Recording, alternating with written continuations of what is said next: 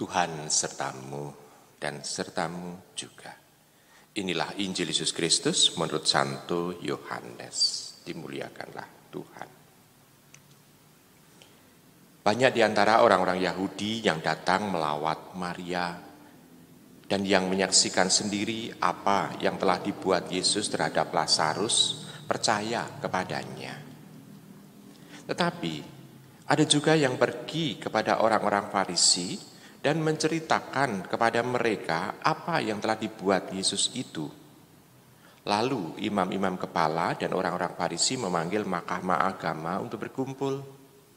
Mereka berkata, apakah yang harus kita buat supaya orang itu sebab orang itu membuat banyak mukjizat. Apabila kita biarkan dia, maka semua orang akan percaya kepadanya. Lalu orang-orang Roma akan datang dan merampas tempat suci kita serta bangsa kita.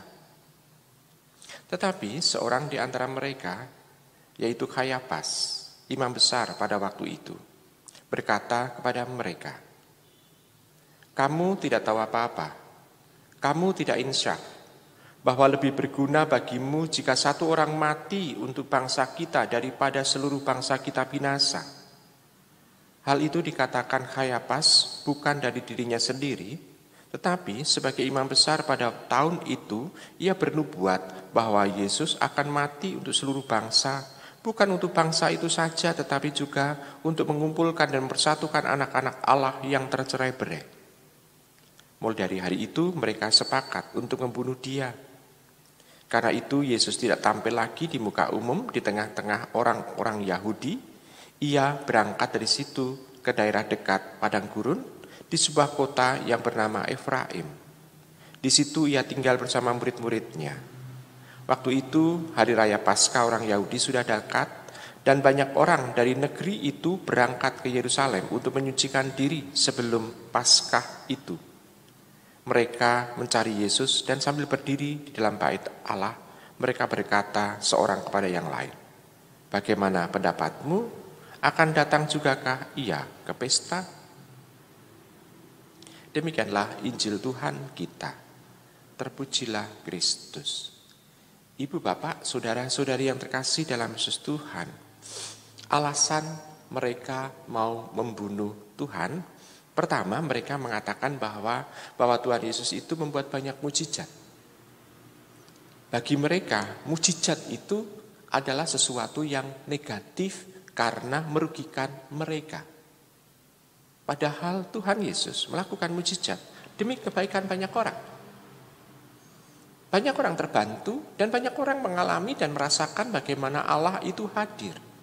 Tetapi bagi mereka, orang-orang Yahudi pada waktu itu seolah-olah menjadi sesuatu batu sandungan. Batu sandungan karena orang tidak lagi mencari mereka sebagai guru mereka.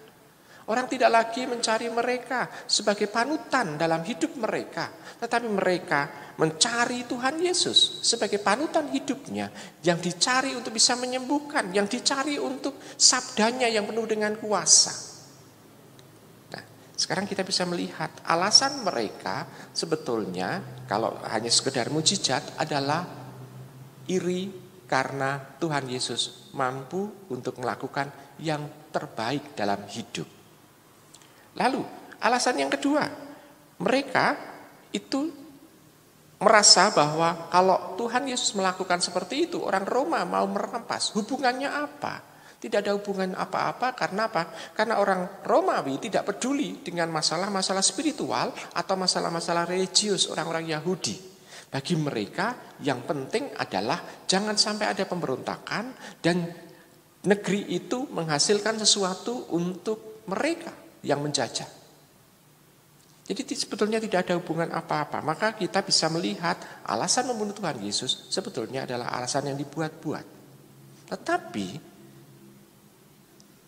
Tuhan Yesus itu memahami kehendak mereka karena mereka memang mau untuk lebih besar dibanding dengan Dia. Sehingga Tuhan Yesus menyingkir. Tetapi bagi Tuhan Yesus kalau membuat mukjizat, dia menginginkan supaya Allah sendiri itu yang dikenal oleh orang. Sehingga Tuhan selalu mengatakan dosamu sudah diampuni.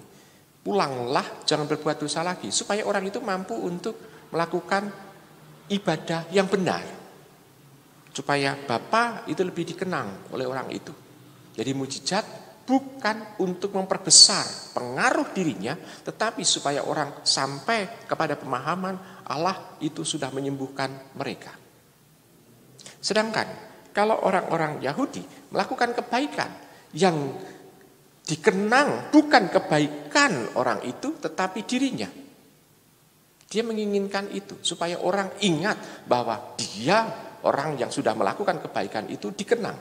Sehingga dia bisa mempunyai dalam tanda kutip nama yang besar di kalangan yang lain. Ibu bapak, saudara terkasih. Nah sekarang dalam kehidupan kita sehari-hari, mana yang selalu mau kita utamakan? Kebaikan yang muncul dari diri kita, konsekuensinya orang itu akan bisa juga iri karena kita melakukan kebaikan-kebaikan walaupun kita merasa ada dalam kesusahan, ada penderitaan, tetapi kebaikan itu tetap kita lakukan.